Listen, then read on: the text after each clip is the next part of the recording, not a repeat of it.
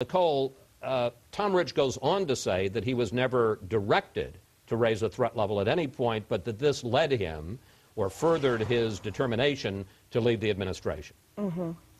Well, Tom Ridge is a good and decent man, entitled to his impressions, but they're just that. And there are some facts that stand between Tom Ridge and a smoking gun. One, he was part of a very vocal majority.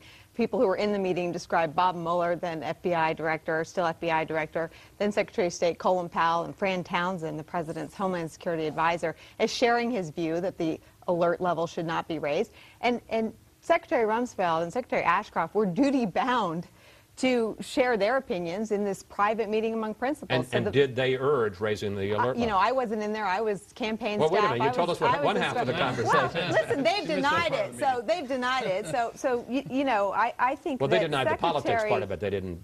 And that's the crux of this. We were both there. We were having a very political discussion about terrorism. 2004 was very much an election about who best could protect us from another terrorist attack. But that is quite different from what he I think in a kind of wussy way, alleges. I mean, this is not a very precise attack. This is, he pondered and wondered if perhaps politics weighed into it. You know, it's very fishy to me. Tad, is this, as Nicolle said, the smoking gun that explains why John Kerry lost in 2004? No, Chris, I wish I could say I was shocked to hear this. You know, I feel a little bit like Captain Renault in the movie Casablanca when they said, you know, I'm shocked that gambling is going on here at Rick's, you know, while they hand him his winnings. I mean, everybody knew what was going on in 2004. The Bush campaign made a decision. 9/11 was going to be the centerpiece. That's why it was part of the first ad they broadcast in March of the general election.